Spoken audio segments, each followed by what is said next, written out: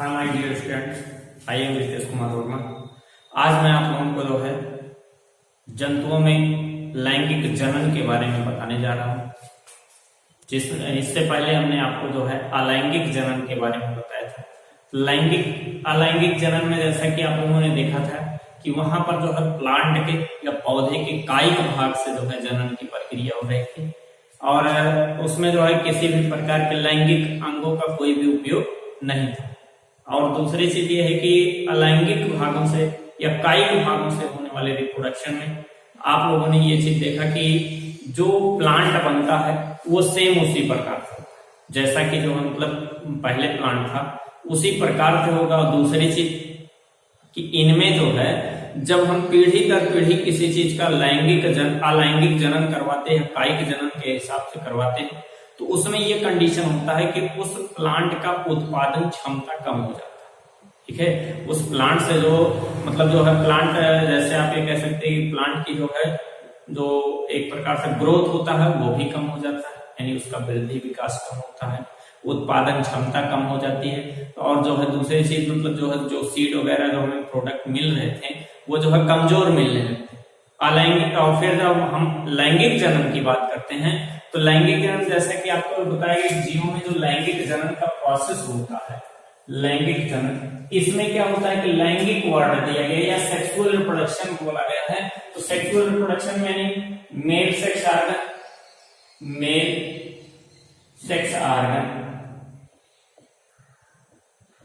और female sex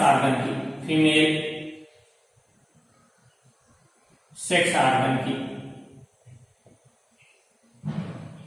दोनों की आवश्यकता होती है। मेल सेक्स ऑर्गन से मेल गैमीट बनता है, मेल गैमीट,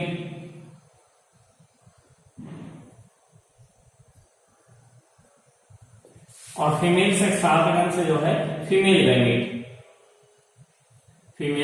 गैमीट, इनका फॉर्मेशन होता है। और ये दोनों आपस में मिलकर के फर्टिलाइजेशन करते हैं, निषेचन करते हैं।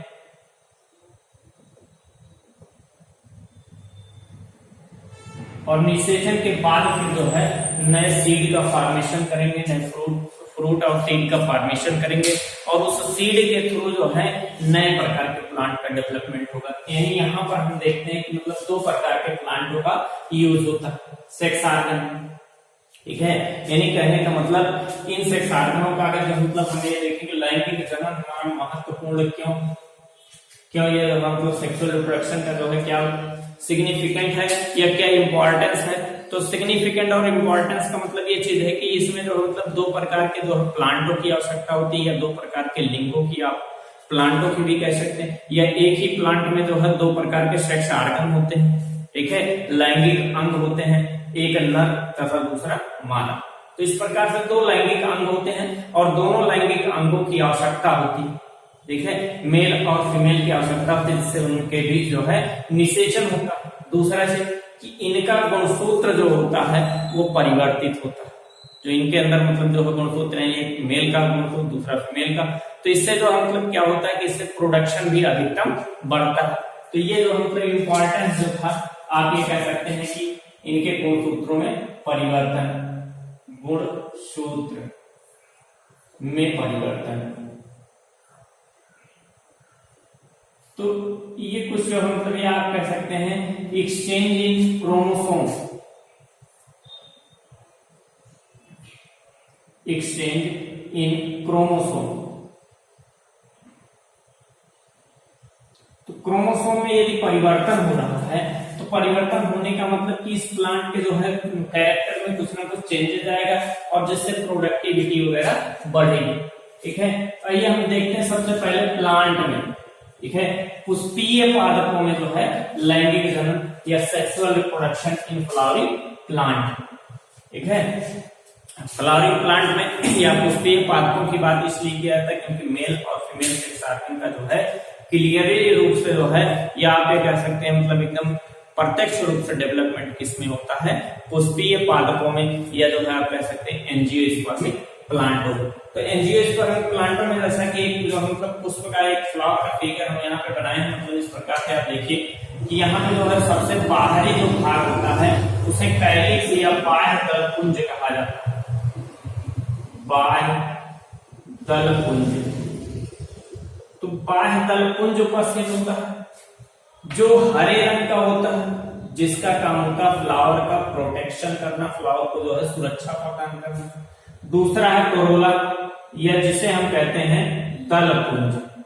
दल पुंज, ये दल पुंज जो बड़े बड़े मतलब जो है इसकी छोटी इकाई जो होती है इसे पंखुड़ी कहा जाता है, या जो है पेटल्स कहा जाता है। बाह्य दल की इकाई जो है सेपल होती है, ठीक है। बाह्य दल पुंज की इकाई बाह्य दल या सेपल होती है, और कोरोला की इकाई जो होती है वो जो है पंखुड़ियां या जो है पेटल होता है। अगला क्वेश्चन एंड्रोसियम। एंड्रोसियम में एक लंबा जो है मतलब संरचना, एक लंबा सा डंठल जैसा संरचना होता है, जिसे फिलामेंट कहा जाता है, या हिंदी में इसे पूतंतु कहा जाता है। पूतंतु। और ऊपर जो गोल सा संरचना होता है, गोल सी संरचना जिसके अंदर जो है परागकण होते हैं, उन्हें जो है परागकोश या एंथर कहा जाता है। परागकोश या एंथर, और इन दोनों को मिला करके एंड्रोसियम या इसे जो है पुमंग या पुंकेशर कहा जाता है, ठीक है। ये जो है फ्लावर का जो है नर जननांग होता है या मेल सेक्स ऑर्गन होता है। दूसरी तरफ आप देखिए कि जो मतलब लंबा सा नली जैसा ऊपर जो है थोड़ा सा चौड़ा और नीचे की तरफ फूला हुआ पोर्शन दिखाई देता है। इसमें सबसे ऊपरी भाग को कहा जाता है स्टिग्मा या वर्तिकाग्र।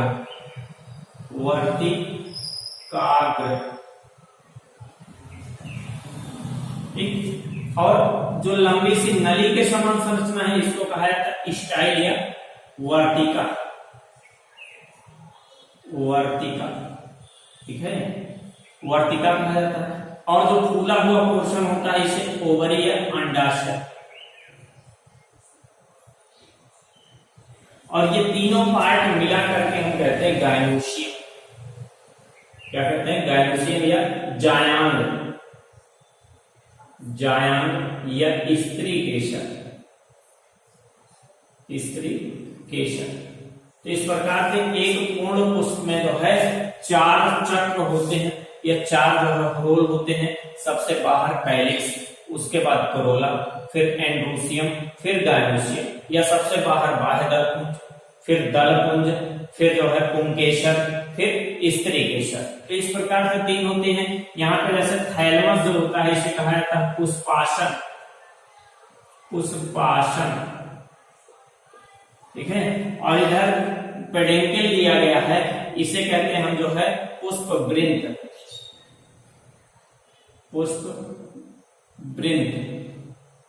ये जो मतलब पेडेंकल होते हैं। तो इस प्रकार से ये पूरा पूर्ण रूप से कंप्लीटली फ्लावर का जो है फिगर हम बनाए हैं। यहाँ पे एलियस, इसका जो फिगर का जो ये काटा गया एलियस लंबवत काट है, ठीक है। पुष्प का लंबवत काट आप कह सकते हैं।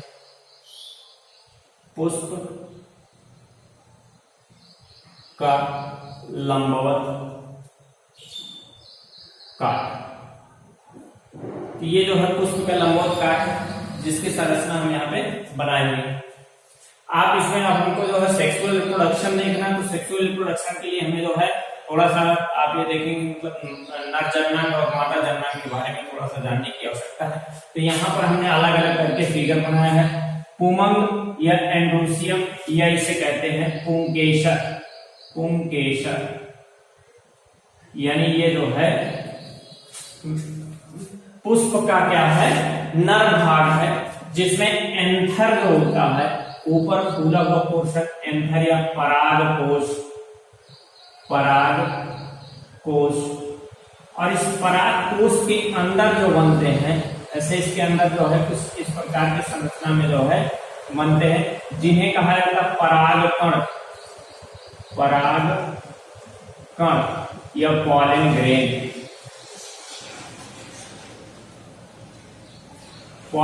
या परागकण होता है। यही जो मतलब क्या होता है कि अलग अलग प्रकार के माध्यमों से, ठीक है, या ऐसे डायरेक्टली मतलब किसी भी प्रकार से क्या होता है कि पुष्प की अगले जो मादा भाग की वर्तिकाग्र तक पहुंचता है, और वही पॉइंट जो है अभी आपको आगे बताएंगे परागण का प्रोसेस होता है। जिस प्रकार से पुंकेसर में आप देखते हैं, पुंकेसर के अंदर जो मतलब पुंकेसर या जो है आप ये कह सकते हैं कि एंडोसियम में पॉलन सैक होता है या एंथर होता है। एंथर के अंदर जो है पराग कणों का फॉर्मेशन, पॉलन ग्रेन का फॉर्मेशन होता है, जिसमें जो है मतलब मियोसिस डिवीजन होगा, अर्धसूत्री विभाजन के द्वारा जो है अगुणित अवस्था में पराग कोषों का निर्माण होगा। यानी यदि उस पौधे में जो मतलब 4 क्रोमोसोम है तो उस पराग कोष में 2 क्रोमोसोम की संख्या रहेगी। इस प्रकार से इनका फॉर्मेशन होगा। इसी को कहा जाता है नर युग्मक, यह जो है मेल गैमीट, नर युग्मक कहलाते हैं, नर युग्मक या मेल गैमीट।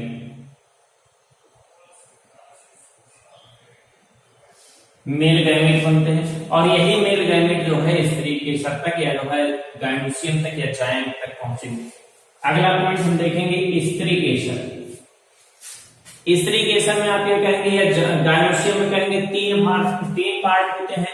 स्टिग्मा सबसे ऊपरी भाग को स्टिग्मा या वर्तिकाग्र कहा जाता है, वर्तिकाग्र, और लंबी सी जो नली जैसी संरचना होती है उसे वर्तिका या स्टाइल कहा जाता है, वर्तिका या स्टाइल कहा जाता है। और नीचे की तरफ जहां पर ओवम होते हैं उस भाग को अंडाशय कहा जाता है, अंडाशय या ओवरी कहा जाता है। तो इन तीनों भागों को मिलाकर के गाइनोसियम होता है। इसमें जो मतलब जो ओवम ओवरी में जो मतलब ओव्यूल का फॉर्मेशन होता है, ओव्यूल या अंड का फॉर्मेशन होता है, और यही अंड हमारा क्या कहलाता है, female gametophyte, female gamete, female gamete या मादा युग्मक।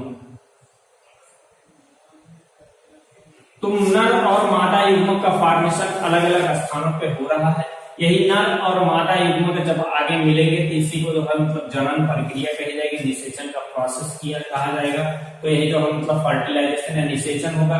जैसा कि आप लोग इसमें देख लीजिए, जनन प्रक्रिया रिप्रोडक्शन जो है आप ये कह सकते हैं प्रोसीजर ऑफ रिप्रोडक्शन, ठीक है, या प्रोसेस ऑफ जो है रिप्रोडक्शन। प्रोसेस रिप्रोडक्शन प्रोसेस में क्या होता है, सबसे पहले परागण होता है या पॉलिनेशन होता है।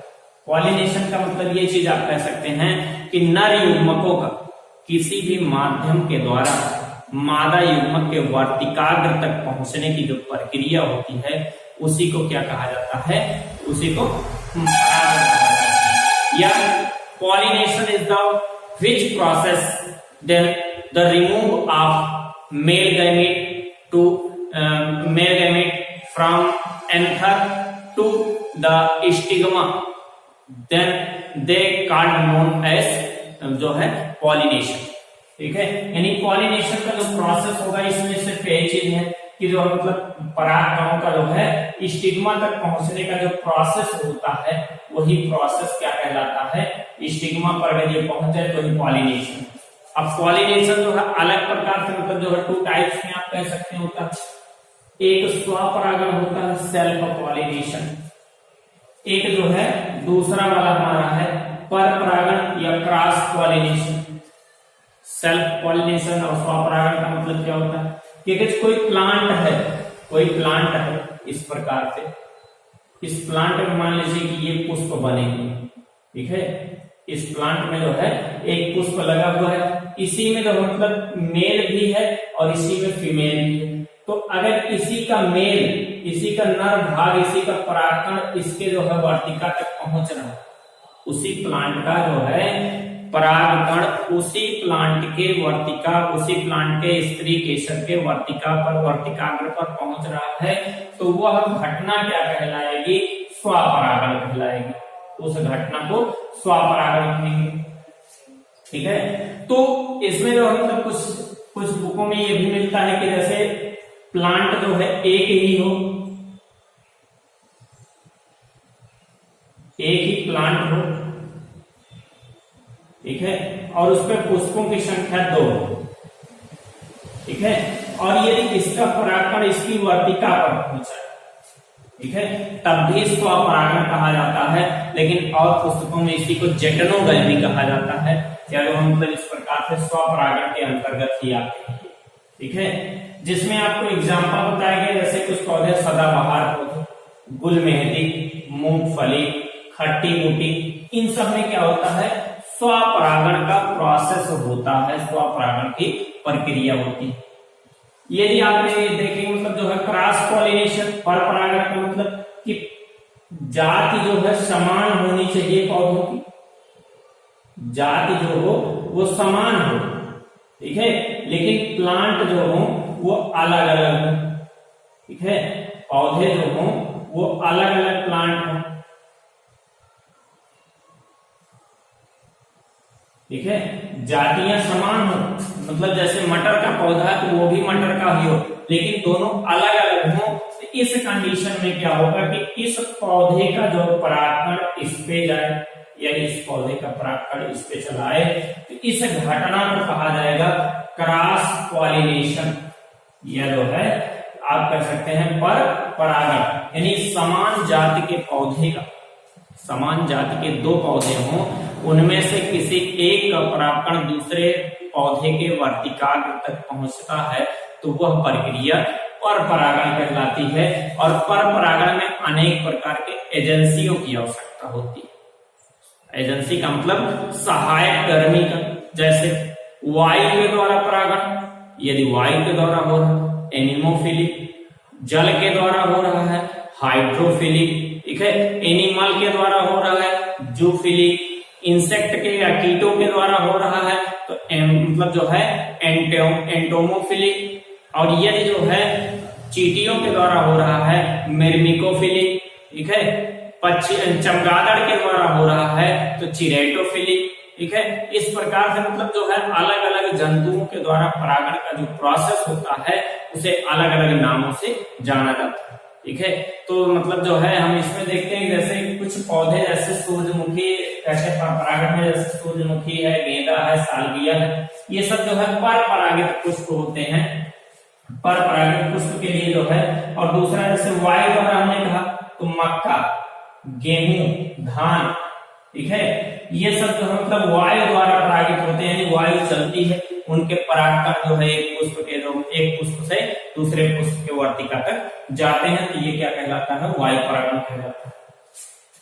आम है, बबूल है, सेमल है, इन सब पौधों के ऊपर जो है गिलहरियां रहती हैं, पक्षियां यहाँ पर जो है इधर उधर हुआ करती हैं, तो उन पक्षियों के द्वारा परागकण उनके जो है शरीर में जो है लिपट करके दूसरे पुष्प तक वो इधर उधर टहलते हैं, दूसरे पुष्पों तक जो जाते हैं परागकण, वो जो है क्या कहलाता है, पर परागण की प्रक्रिया, लेकिन वो किसके द्वारा, गिलहरी और पक्षियों के द्वारा जो है होता है।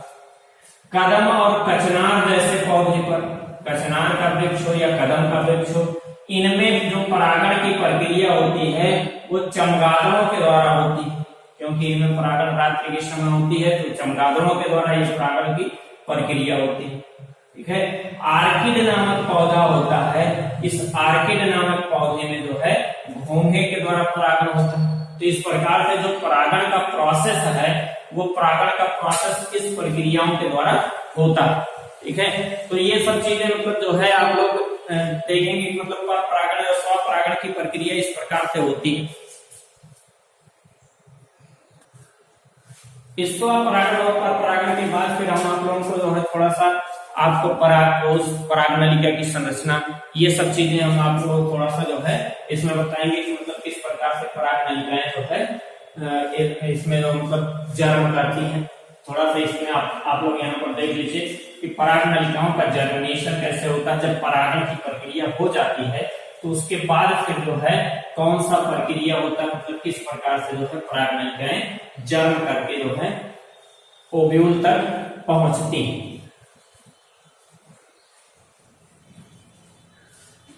जैसा कि आप लोग ये चीज जानते हैं, मतलब जो है इस प्रकार से हमें एक फिगर जो बड़ा सा बनाना है, बड़ा सा फिगर आप देखेंगे,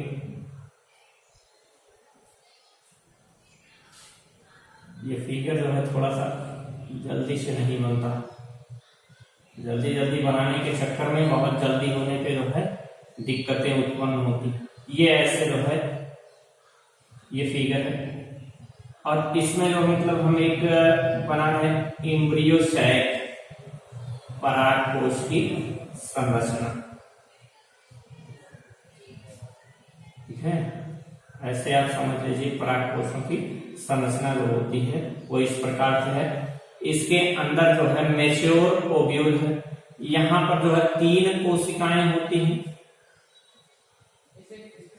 और बीच में जो है सेकेंडरी न्यूक्लियस द्वितीयक केंद्रक होता है। ऊपर जो होती है सिनर्जिक सेल या सहायक कोशिकाएं होती है, यहाँ पर भी 3 कोशिकाएं होती है। यानी परिपक्व जो परागकोश होते हैं, तो परिपक्व जो है भ्रूण कोश जो होते हैं उनमें जो है 7 कोशिका और 8 केंद्रक होते हैं। यहाँ पर क्या होता है 2n होता है, ठीक है। अभी आपको ये चीज मतलब जो ये द्विगुणित कोशिका है, बाकी सब अगुणित है। ये हमारा है ओवम या अंड या मादा युग्मक। यहाँ पे पॉलन ग्रेन आ गया, ठीक है। पॉलन ग्रेन यहाँ पर आएगा और पॉलन ग्रेन जो है 2 केंद्रक के रूप में आता है, ठीक है। और 2 केंद्रक के रूप में आएगा तो फिर इसके बाद इसका जर्मिनेशन होगा, ठीक है। यानी इस पॉलन ग्रेन से जो है पॉलन ट्यूब का निर्माण होगा, या आप कहेंगे पराग नलिका का निर्माण होगा। ये पराग नलिका इधर से होते हुए प्रवेश करती है कहाँ, पराग जो है अंडकोश में, या आप ये कह सकते हैं, ठीक है, भ्रूण कोश में, ठीक है। यहां से होकर के और जिसमें जो है 2 क्या होती हैं नर युग्मक कोशिकाएं, ठीक है। जैसे परागकण यहाँ पर पहुंचेगा तो स्टिग्मा पर उपस्थित जो वाटर मॉलिक्यूल या कुछ मतलब ये सब चीजें होती हैं, कुछ नमी होती है या वाटर मॉलिक्यूल होता है, उनको अवशोषित करती हैं और अवशोषित करके जो है वो जर्म पॉइंट से जर्म करती है और एक पराग नलिका का निर्माण करती हैं। और इस समय ही क्या होता है कि जो नर केंद्र इसके अंदर होता है वो प्राइमरी और सेकेंडरी जो है नर न्यूक्लियस में डेवलप हो जाता है। Primary mail nucleus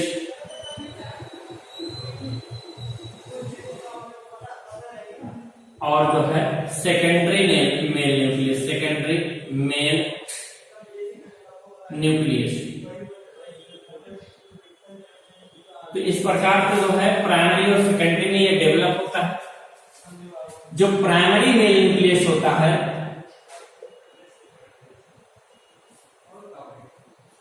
mail nucleus, ये जो है किससे जाकर के फ्यूज करता है एग सेल से,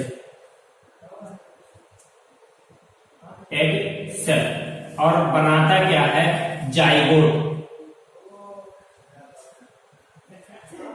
ठीक। पहला कंडीशन ये है। और दूसरा क्या है कि दूसरा जो सेकेंडरी होता है secondary mail nucleus, mail nucleus,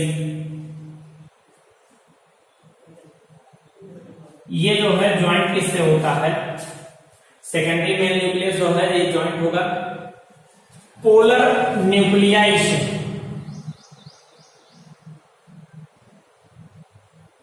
polar nucleus, polar nucleus से, और ये फॉर्मेशन करेगा इंडोस्पर्म का,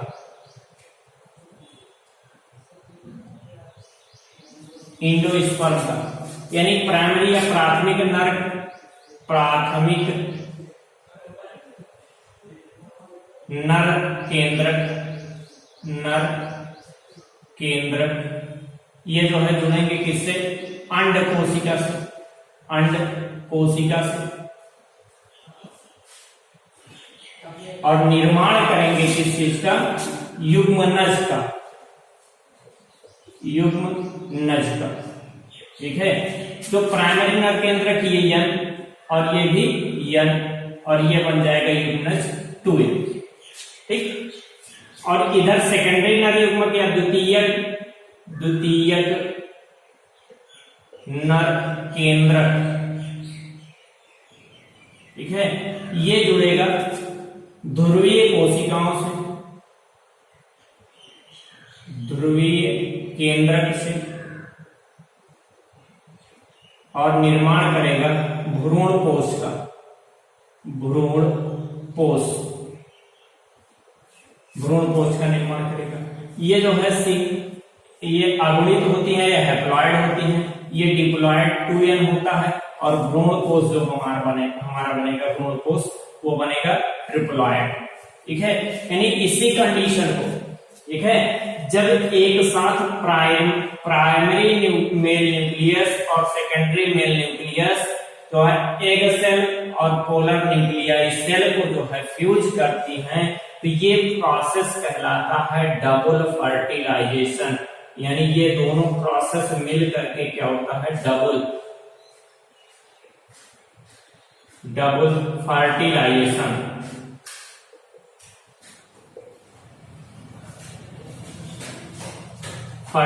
ये डबल फर्टिलाइजेशन या द्विनिषेचन कहा जाता है, द्विनिषेचन कहलाता है। तथा द्वितीयक केंद्रक के द्वारा ध्रुवीय कोशिका को जो है फ्यूज करने का जो प्रोसेस होता है वो कहलाता है ट्रिपल फ्यूजन।